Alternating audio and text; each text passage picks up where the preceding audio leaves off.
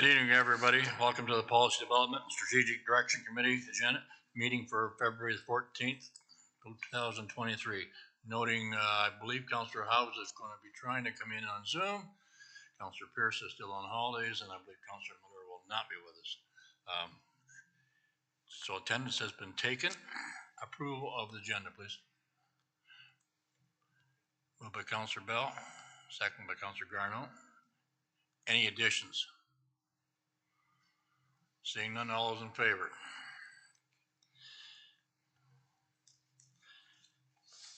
There is a pecuniary interest. Anybody got one at the appropriate time, please declare. No delegations, petitions, or presentations tonight. Adoption of the minutes from January 17th, 2023. Moved by Mr. Mayor, second by Lucas. Any errors or omissions? Seeing none, all those in favor? Thank you. Any business arising from the minutes?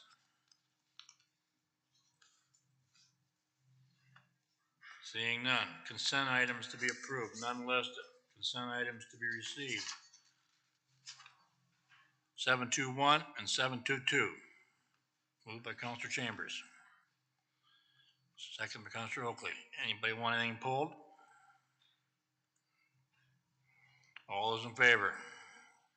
Staff reports. 8.1. Fireworks update bylaw. There is a recommendation. Let's move by Councillor Chambers. Second by Councillor McAlpine. Questions? Comments? Councillor Bell. Had Greg been at the podium, Mr. Chair, I think he would have explained that one of the recommendations that was in the July report, which was to limit family fireworks on backyards of certain limited areas, has disappeared. And maybe Greg could just explain that for the benefit of the public that's listening tonight. Greg?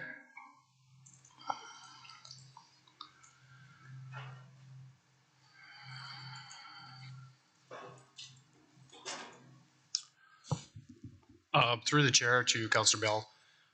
That's correct. When we initially proposed the bylaw back in July, there were some restrictions for certain lots. I think it was 20 by 20, 30 by 30, and then I believe we had an area of 20 meters clearance for people to watch the fireworks. After this proposal, there was some discussion with the committee, and we went back to the drawing table, met with the CAO, the former CAO. He recommended that we review and revise this section, which is what we've done. We did factor in all of the comments that were provided, the impact that this restriction would have, 3,000 plus homes. There was concerns from the committee about, having this restriction could push people to, the rural areas. It could push people to discharge fireworks in, county property on the roads. So we went back to the drawing table and essentially came up with the restrictions that we have now under family fireworks.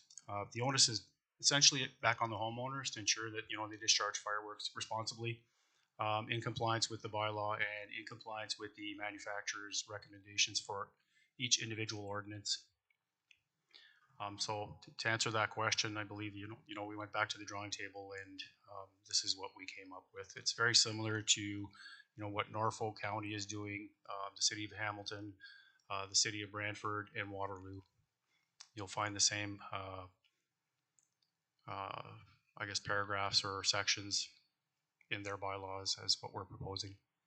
Yeah, Mr. Mayor, Mr. Chair, following question. Greg, I think that you didn't pull those numbers out of a hat. I mean, they are used by other municipalities elsewhere in the province.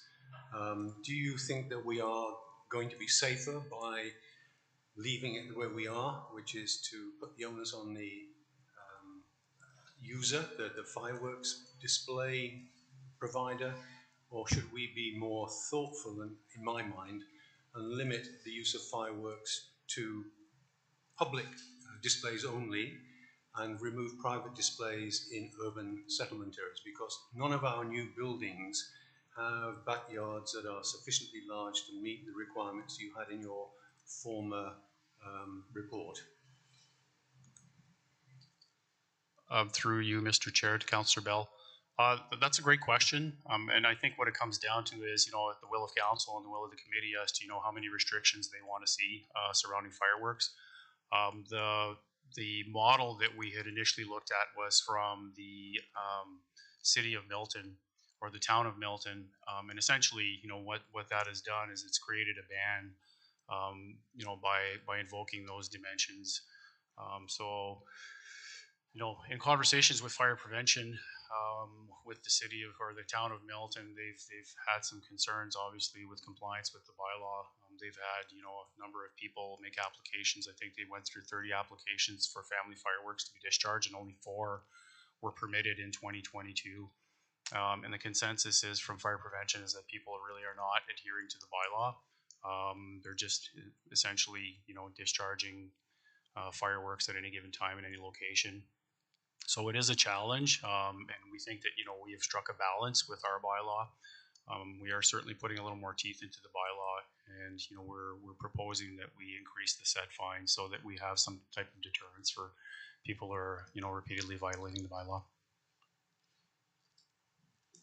Yeah, Mr. Chair, just one final comment. On the days that you're allowing fireworks, I know a number of other municipalities do include days other than Victoria Day and Canada Day. Have we considered other events such as Diwali, because that will be a growing issue in our community as we move forward? Through the chair to Councillor Bell. So yes, that was considered, and I actually believe it was a motion on the floor during the July 12th meeting. But we also considered the comments that were made by other members of the committee, and one of the comments was related to religious ceremonies and perhaps that we should avoid that. We did have a discussion with legal, and our thought was that that if council wants to bring that forward as an item for discharging of fireworks, we would certainly have no issues with that. But we decided to leave it alone and let the motions come if they want to. Councillor Oakley. Through you, Mr. Chair, in sort of the same vein as my colleague here, Councillor Bell, Diwali was a holiday brought up frequently while I was going door to door, and obviously there's increasing number of people celebrating within the county, so I would think it's important for us if we do go ahead with the bylaw as is, specifically only excluding Victoria Day and Canada Day from requiring permits, that we take a heavy look at actively communicating that these permits are available outside of those holidays, specifically for things like Diwali, so that people aren't in violation and are aware that they can get a permit should they wish to celebrate said holiday, and we don't wish to make it an excluded holiday as well. Any more questions? Seeing none, I'll call the question. All those in favor? Opposed? Duly noted. 8.2, fence bylaw. There is a recommendation.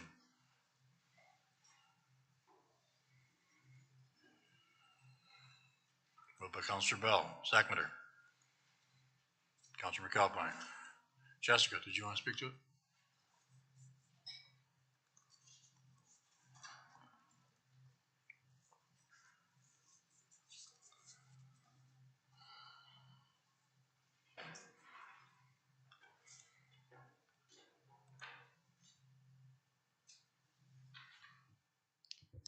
Thank you, Chair Coleman.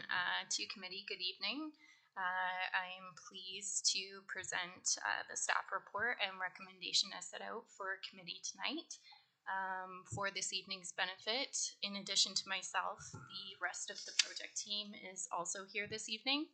Greg Bergeron, as well as Rochelle Welchman, and also Richard Wiedhoffs, either in person or virtually, to help answer any questions.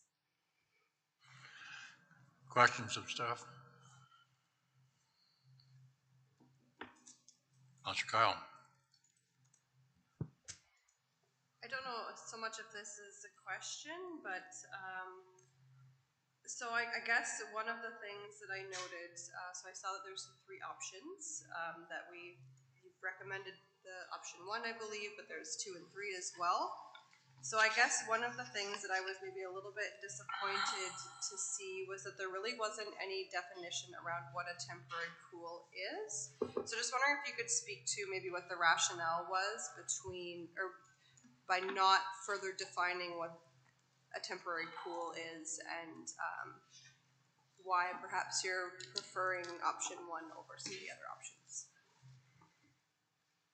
Sure. So through Chair Coleman to Councillor Kyle, so that's a great question.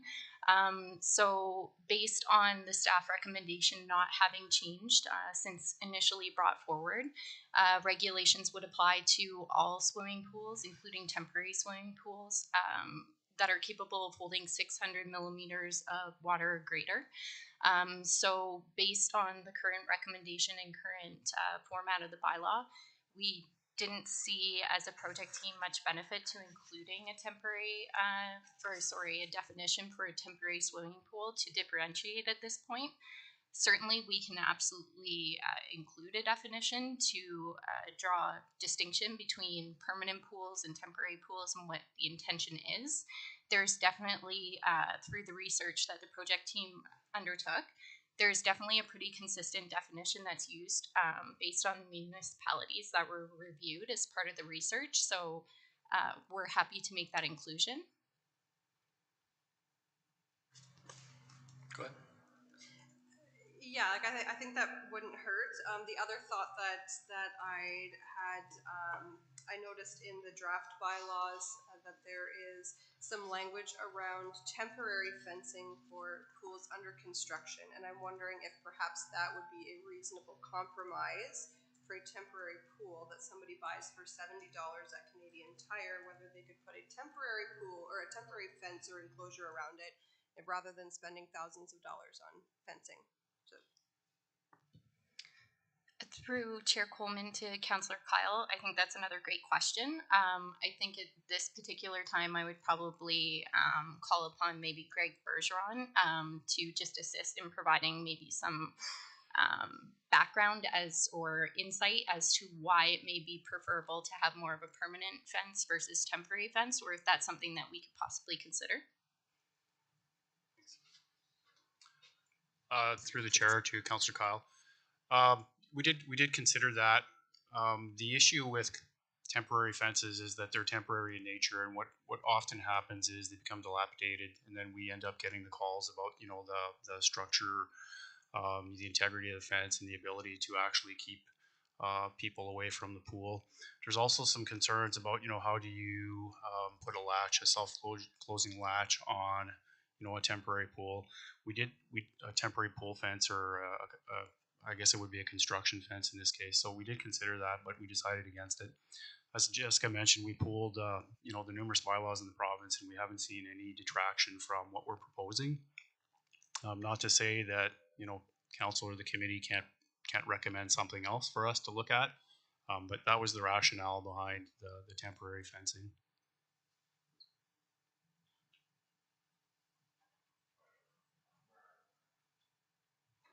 Yeah, thank you, Mr. Chair. I just want to ask to confirm I'm understanding correctly. In the existing bylaw, we have an exemption for above ground pools that meet a certain height requirement, and you can have the lockable or removable ladder. And if I understand correctly, we're taking away that and now requiring a fence going forward. Through Chair Coleman to Councillor Garneau. So that is correct. We are proposing to regulate all swimming pools meeting the capacity as outlined within the draft bylaw in a similar fashion. There haven't been any exemptions included specific to above ground swimming pools in the draft bylaw. You are correct though, fence bylaw 5403 for the County of Brant, the current fence bylaw, does include some exemption criteria that can be considered specifically for above ground pools. Yes, thank you. So I would like to follow up on that, and I'm not sure whether I should be moving to amend or the right process, so perhaps I can get some guidance on that. but I would like to reintroduce the language that's in our existing bylaw. It's section 43 that does allow that exemption for pools that have the lockable or removable ladder above that height requirement.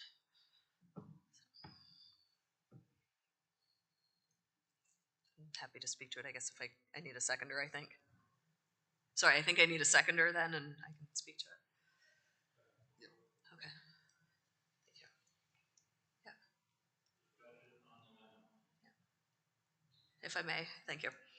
So I appreciate where staff are coming from and bringing this forward. My concern is that we've swung too far on the risk mitigation and we're past the reasonability for a lot of our residents. I think this is disproportionately a rural issue because if you live in one of our more urban areas, chances are you already have a fence that meets most of these requirements, and for less than $100 you can change out your gate hardware at one of the local hardware stores.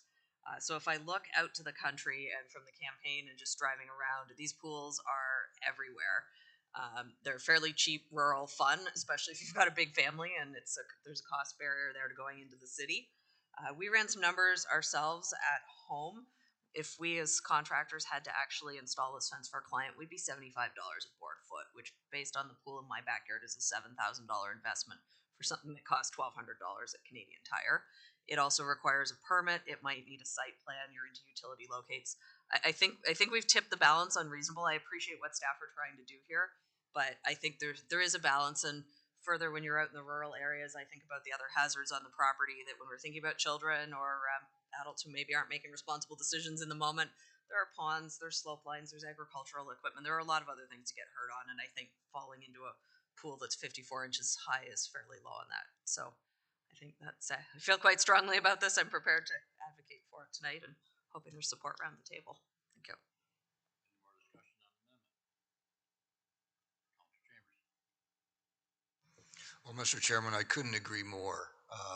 I can take you to a place that has an irrigation pond with one of these little things beside it, and you'd have to fence the little pool and the irrigation ponds right there. Rural areas are different than urban areas, and I'm very supportive of the common sense risk mitigation discussion that the councillors put forward. So I support her amendment. Thanks, Mr. Chair. I too would support Councillor Garneau's amendment for all of the reasons that she laid out there. I absolutely appreciate the hard work that the staff has put into this. I guess for me personally, I think I'm looking for a little bit of reasonability and just making sure that I think the three options that were laid out maybe didn't quite meet the spirit of what we were trying to get at, and that's, you know, no one's fault by any means. And I do think, regardless of what passes tonight, that there needs to be a very clear communication plan that's executed. I think that no matter what, there will be some changes that are going to impact the residents when it comes to their pools. Many of them are not going to be aware, so I think something that lays out really clearly with videos and examples and images so that they're aware that if they stop in at the Canadian Tire and pick up a pool for $100, that they might be on the hook for fencing, for permits, and things that they maybe didn't consider. So I think there's a communication piece that goes along with this, but I do wholeheartedly support Councillor Garneau's amendment. Any more discussion on the amendment? Madam Clerk, do you want to read the amendment back? So we got clarification. Anything more?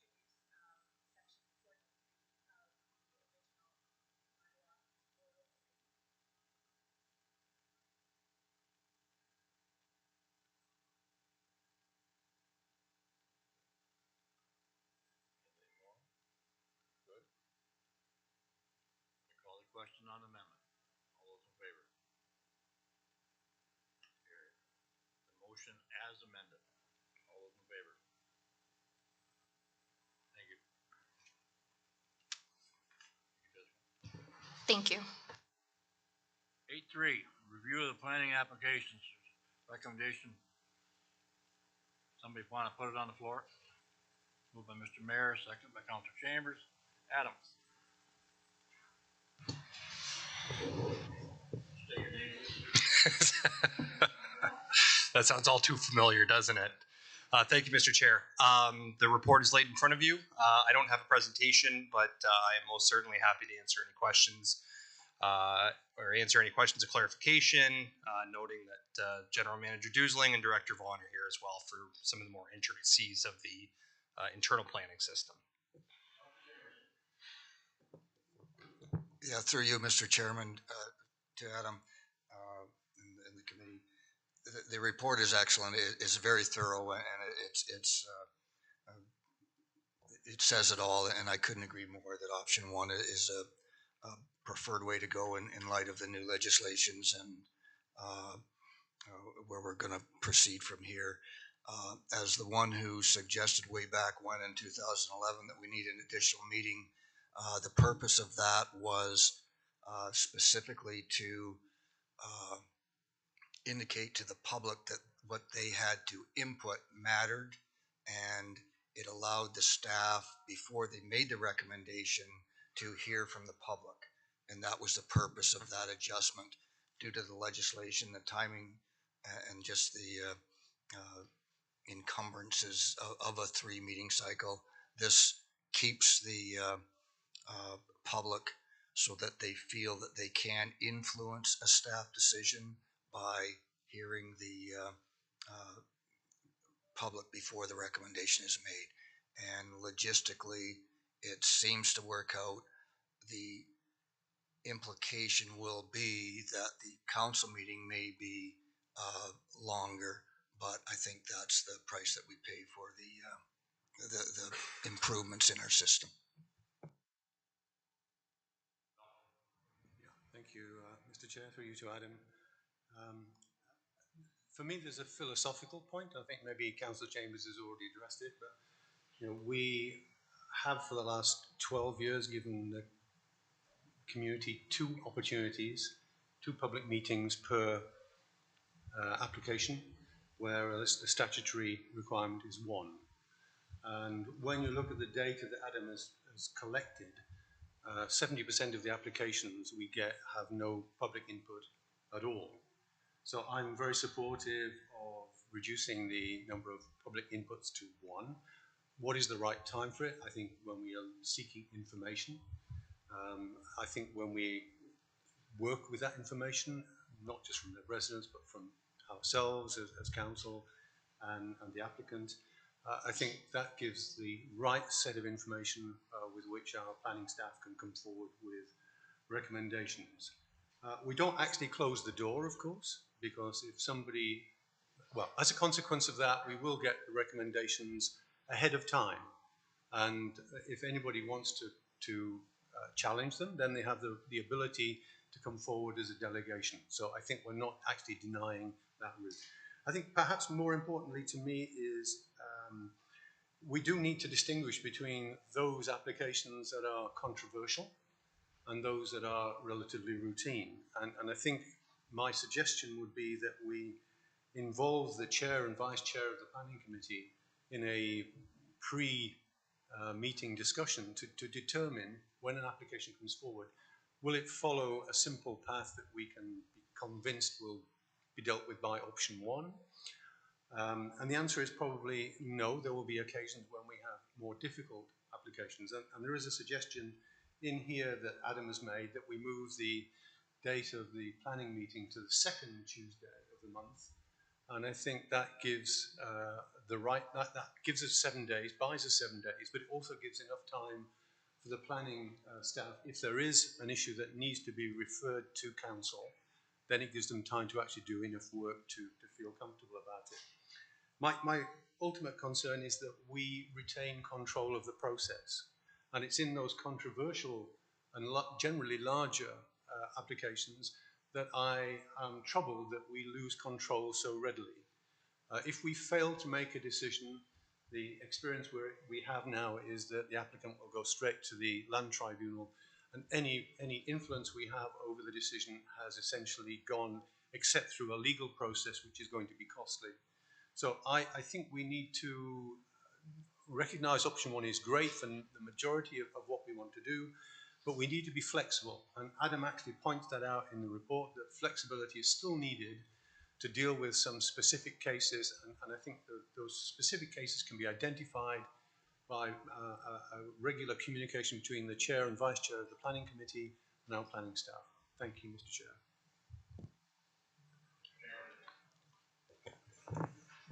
Yeah, I agree that the timing sequence of moving the planning committee meeting to the second is an excellent idea as well. If that is amenable to staff in order to make the recommendation after hearing the public input, to have it in place by the council meeting, I think that can be done. The other thing that I would like to mention is that public input has changed over the last while. We need to encourage people to submit email written application.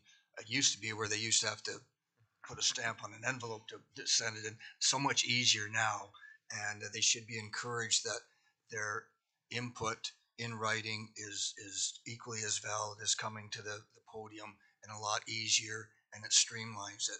So there are many avenues for public input to occur, and as the applications are circulated, we need to identify those and let the people know that there are other ways to have public input, and that in this day and age with emails and text messages and those kind of things, it can be done quite easily. And again, with the Zoom and et cetera. So it's long overdue. I guess the silver lining in the provincial legislation, it has made us look at our processes, and I think we're improving them by doing this. And I think the sooner we move forward with this, the better it'll be. And again, I know it's repetitive, but Adam has done a good job, and I'm sure he's had the help of planning staff. So kudos to the planning staff and Adam for bringing this forward in the manner that it is, because it makes it so much easier to make a decision.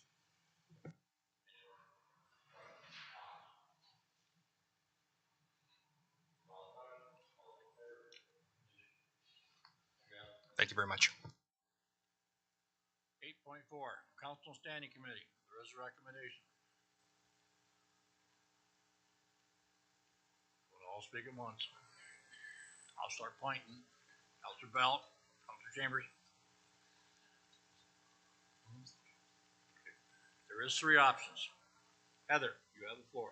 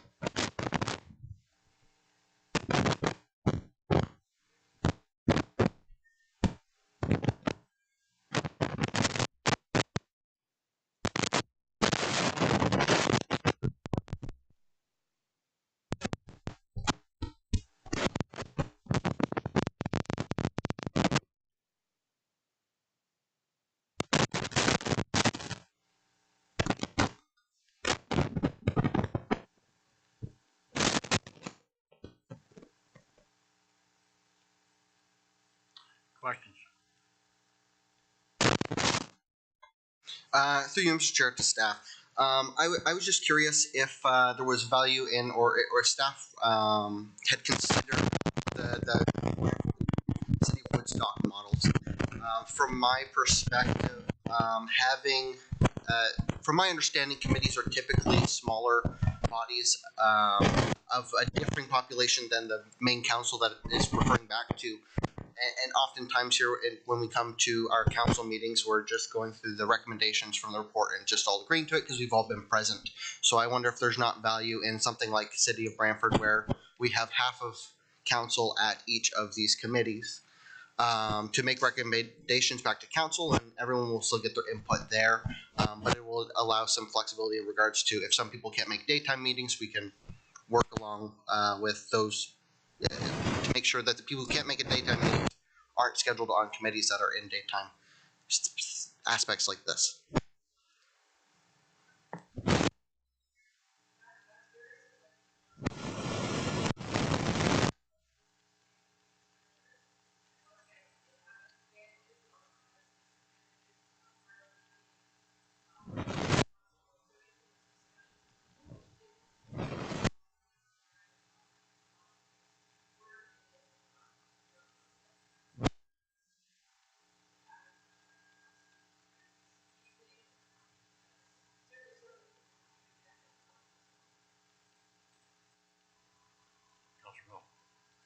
Yeah, thank you, Mr. Chair.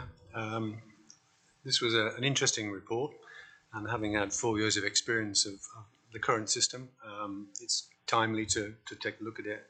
I think there are some questions that we need to contemplate here, and I think Councillor Oakley's just asked one. Do we need all meetings to have all councillors?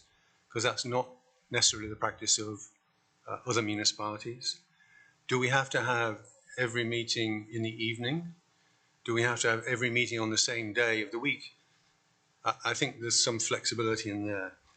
It is interesting that the comparisons we made with Norfolk and Haldimand, despite the fact they have half the number of meetings we have, the actual time they spend together is much the same as we do in our 4-meeting structure. So it's not about the total time that we're going to save. I don't think there's efficiency there.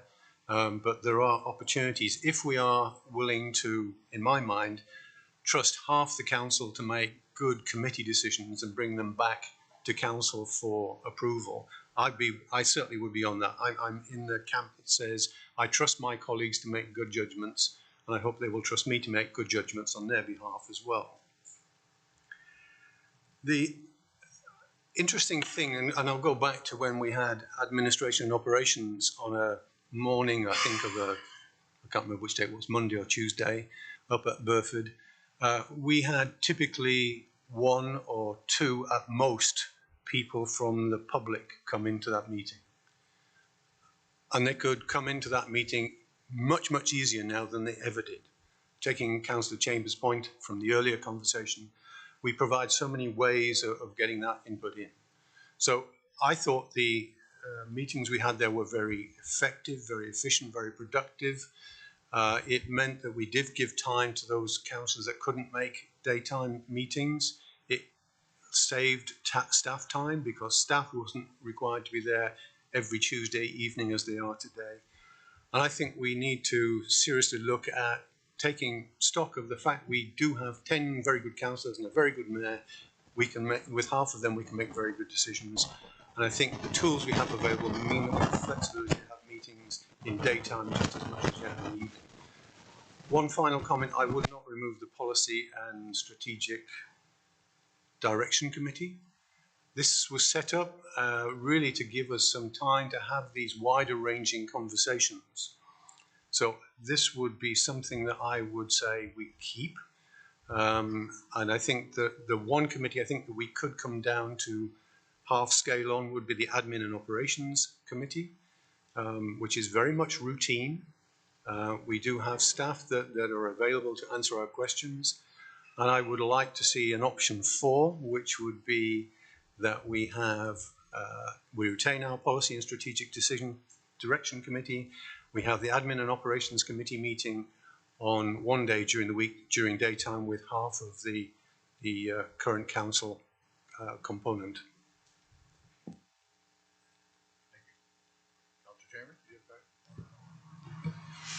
Just a few comments, Mr. Mayor, or Mr. Chair. Mr. Mayor's right here. I think you're probably the only one on council that are left over from when we used to divide it half and half, and we all swore that we had faith in our colleagues, and we did. The respect was there, and the only problem was when it came to be in practice, if you weren't on the road committee and someone had an issue with the roads in your ward, you were left out of the loop, and we re-litigated and re-argued everything at the council meeting, even though we respected everybody's opinion, et cetera. So it didn't work that well in some situations. It did allow a less of a workload of the counselors, but in my experience, when we used to do that,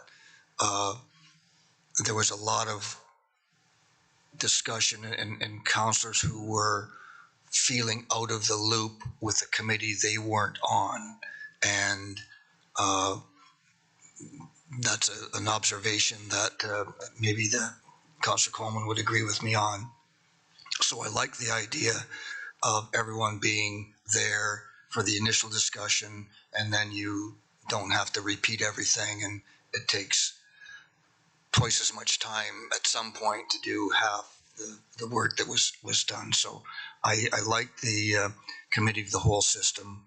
And I'm thinking, and I'm just thinking out loud here, if we did dissolve the strategic, one thing we should do is change the name of the committee because it's too long. But if we did do away with that committee, whatever it's called, that, and move the planning committee meeting into its place, that frees up the first Tuesday for a committee of the whole meeting, which could be at the call of the mayor or call of staff or whatever, as a committee of the whole to discuss topics that may not necessarily slot into admin and op and discussions of policy, etc.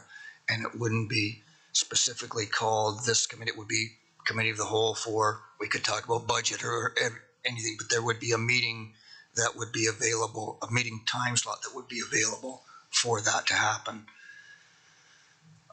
One thing that will fall out of this is that if you do away with this committee, the admin op committee will be longer, and it will take longer to deal with the business at hand because you're moving stuff into that committee.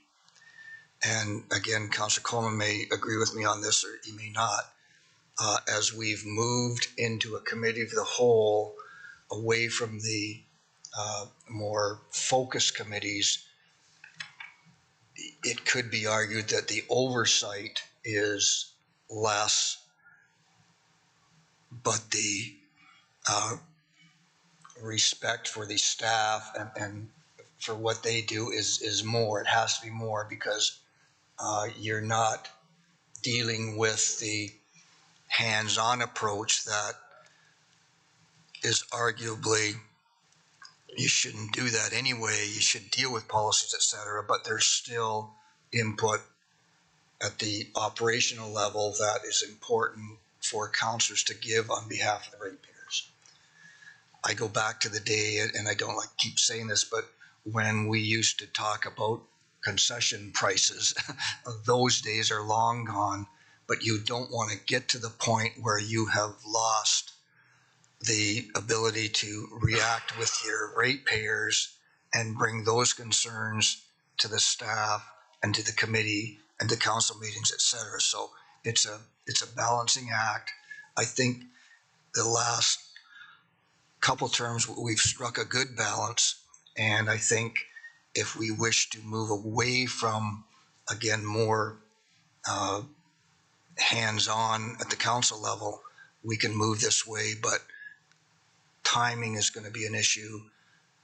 Agendas are going to be an issue, and if you're going to move stuff onto the admin op committee, then an evening meeting is going to be a long evening, and perhaps a daytime meeting would be, I think, would be necessary. And then you run into the people that work in the daytime and those issues. So it's like a balloon. If you poke it in one area, that pops out in another. You got to kind of look at everything before you make a decision. Mayor. Thank you, Mr. Chair. I support option one. I believe it's going well just the way it is. I would hate to think that half the councillors wouldn't be at all the meetings, just because sometimes I worry that everyone wouldn't know the same thing and see presentations with the same passion or the same expression. I'm sorry that there's 3 councillors missing tonight because I think it's important to know what they think too. but it's going to come to council anyway. But and we do have a young council again, and people have jobs, important jobs, and I think that the way it's working now, people that have run for council have known how we operate, have known when we meet, and have arranged their lives around it. And so I think option one should be the way we keep it going, but obviously open for discussion. Thanks, Mr. Chair. I think I'd have to agree with the mayor's comments on keeping things status quo. Although that being said, I can certainly appreciate the extra time that staff put in the evenings for those meetings. So I'm just wondering if there's been consideration given to perhaps more of a flexible schedule for staff on the days where there's evening meetings. So perhaps they start later in the day, or perhaps they come in later the following day. I'm just wondering if that's been a consideration, or if that's something that's currently in practice.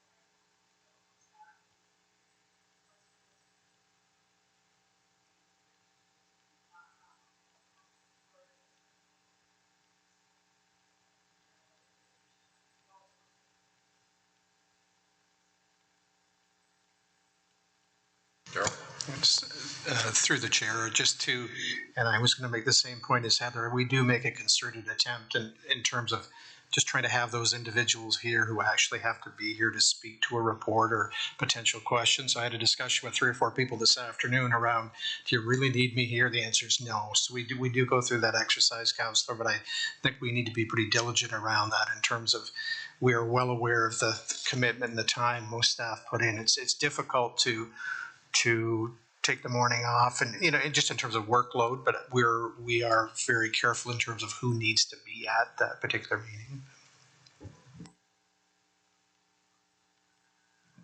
Any more first-time speakers? John?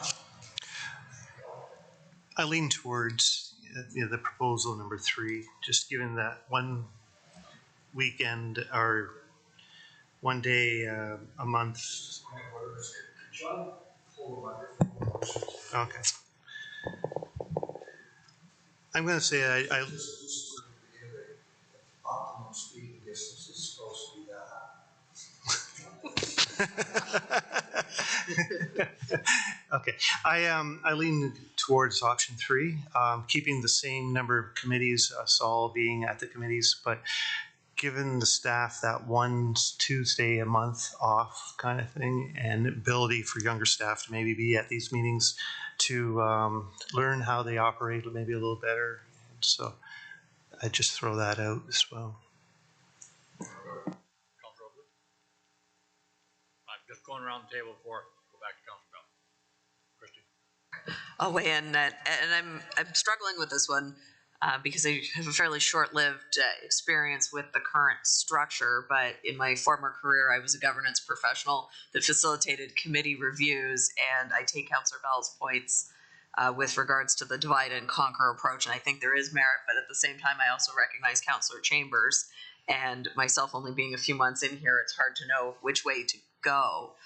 I suppose my concern with option 3 would be that if we free up an evening and vary from a formal scheduled committee structure, it will be invariably filled with something else, because as much as I did sign up for this set knowing what the schedule was, I didn't quite appreciate how many additional optional but not entirely optional things would find their way into my schedule in the evening. So I'm not sure that we're going to be able to achieve what's hoped in truly freeing up an evening.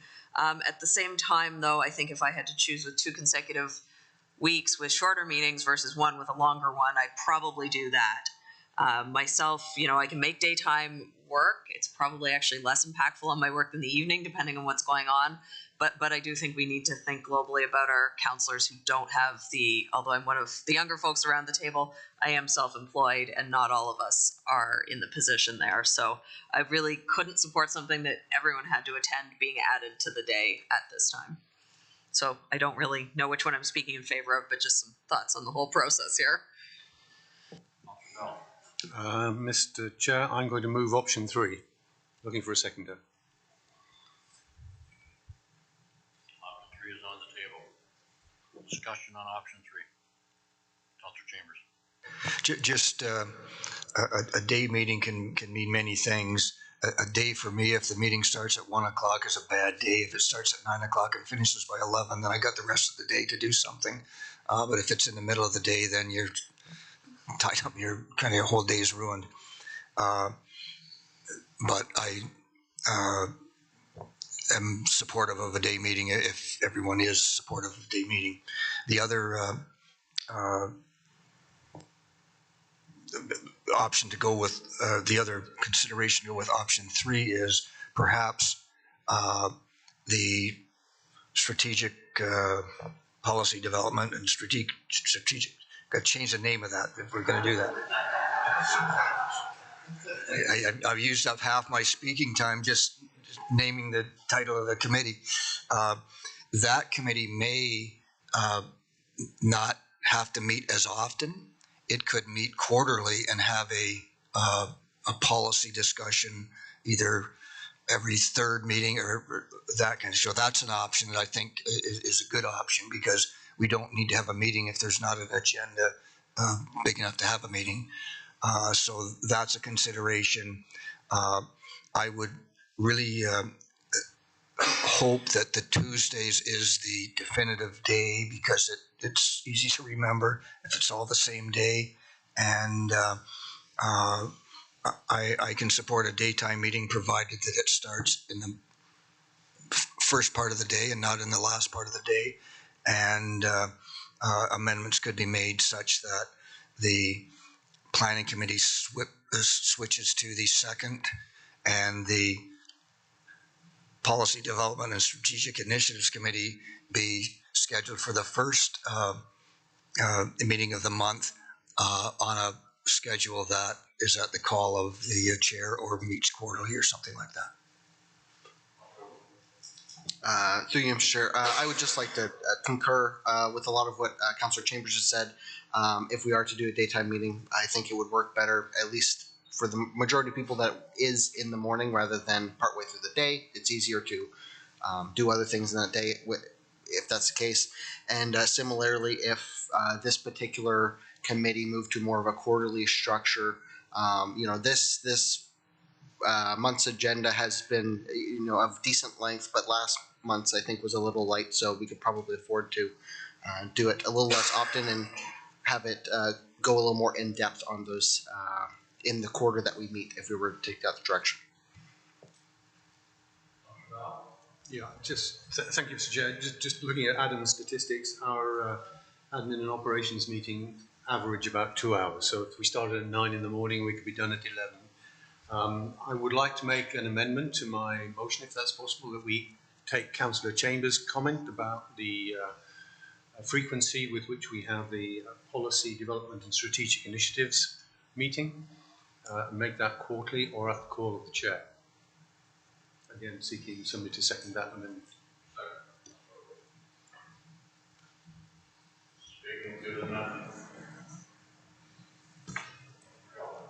I think I would disagree with that. I think that we have a heavy enough workload that we need that extra meeting to take off the pressure from those other meetings. And so on the occasion that it is shorter, it is nice that it is shorter, but I think it's important. Otherwise, we will find that we are making our other meetings a lot longer. And I think that's one of the things they noted in the staff report, was that we tend to be a very, our account is growing a lot faster than a lot of other municipals in the region. So that tends to be, our workload's longer. And so I think by not having that extra meeting, I think that we would find that we'd be overstretched. Sorry, if I could through the chair, just to Councillor Bell's amendment again, if we were approving the meeting schedule where there were quarterly meetings and then any other meetings were at the call of the chair, staff would certainly be prudent in advising the chair if we were queuing up a lot of reports and it looked like we were going to have a lengthy meeting, so we would end up calling a special meeting of the committee at that point.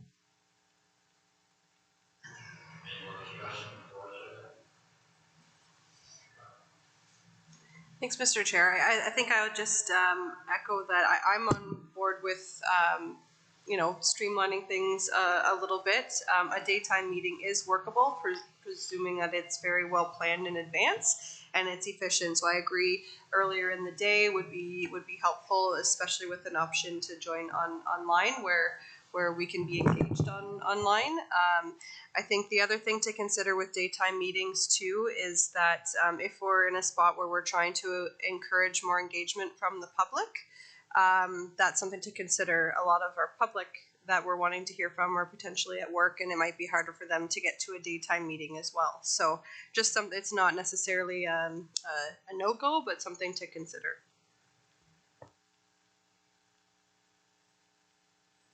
I'm just keeping track of the amendments. So what I think the amendment is that the option 3 with a daytime meeting of admin and up beginning at 9 o'clock, that the Policy Development and Strategic Initiatives Committee meet quarterly or at the call of the chair, that the Planning Committee meeting be the second Tuesday of the month, flipping with the Policy Development and Strategic Initiatives Committee. And I would add one more thing, and I hope it's a friendly amendment, that the Policy Development and Strategic Initiatives Committee be renamed to the Policy Development Committee. That's it.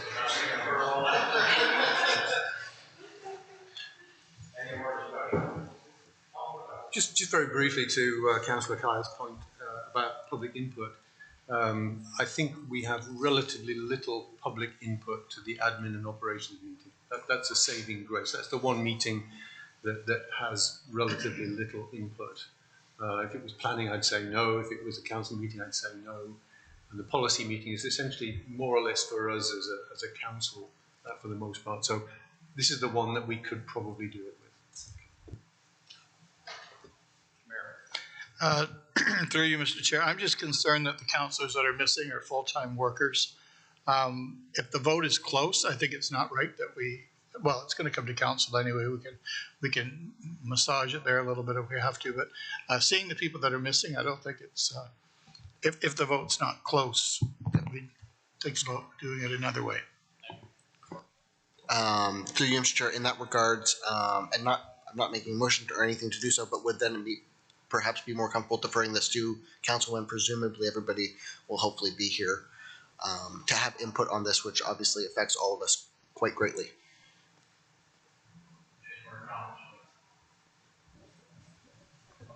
Just that it may be amended at the council meeting is what, and I've got no problem with that. Don't normally want to speak to something like this, but I will speak now. I'm probably the one that raised this issue because when we were doing committee structures, I put on that I would like to see us go back to a daytime meeting of some sort for the administration, as I so refer to as Public Works. And the reason was I felt, and it was not all because of where we were here as a committee, was we lost some of our communications with our staff, especially with COVID. Nice to look at that screen, but you don't communicate with the staff. And when I always go to a convention, I don't learn nothing sitting in those meetings. I learn it in the foyer. That's where you learn. And I learned more in the past 14 years before we moved to this kind of a structure at Public Works in the Burford by meeting with senior staff and that departments to know what was going on. Most people don't ask me about strategic development. or planning matters, not unless they got a problem with staff or whatever. They ask me about their roads. They want to know what roads are going to be looked after, what's going to be done, the potholes are going to be fixed. So that's what I felt I was missing.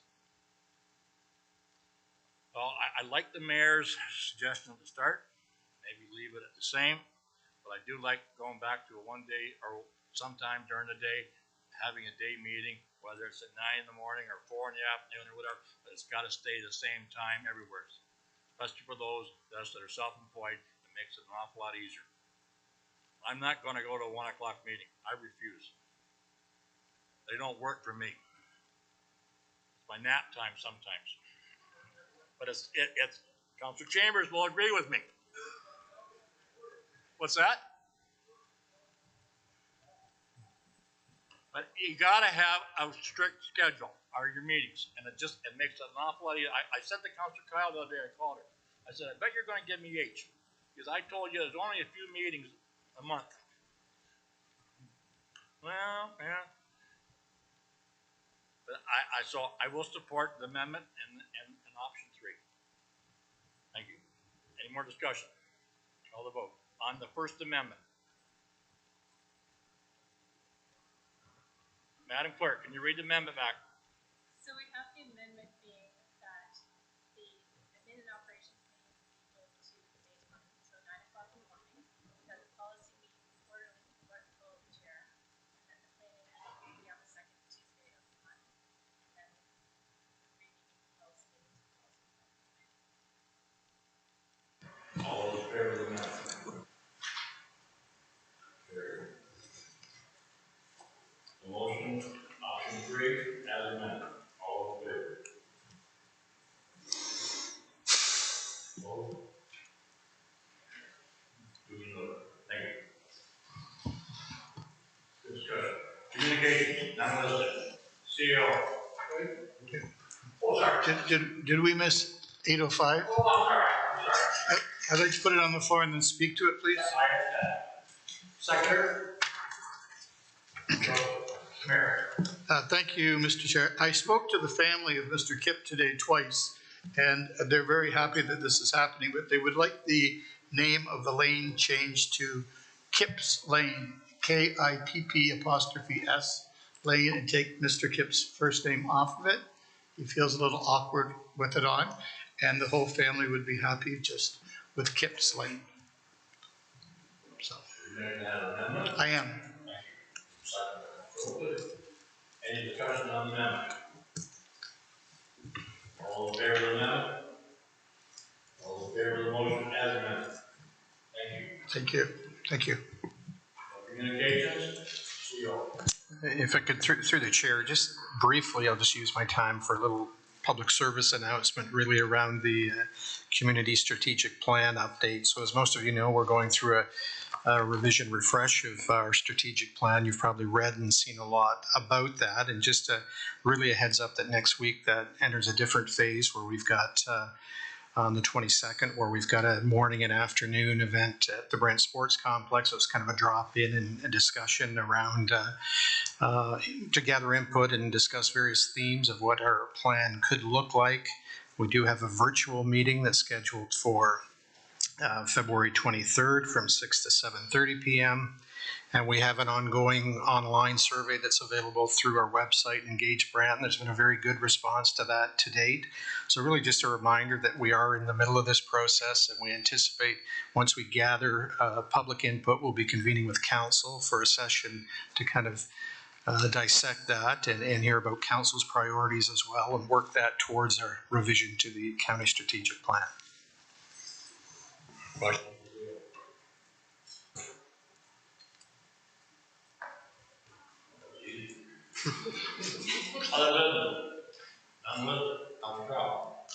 I just have a quick heads up that next Tuesday's meetings, we have our committee of the whole budget meeting as well as the admin and ops meeting. That is the first day of our AGM for work. So I am going to call in to at least part of the budget meeting if I can, but I will not be here for the admin and ops meeting in the evening. Any other business? Seeing none. Motion to go on camera. Counselor Elliott, second Counselor Bell, all in favor? Carried.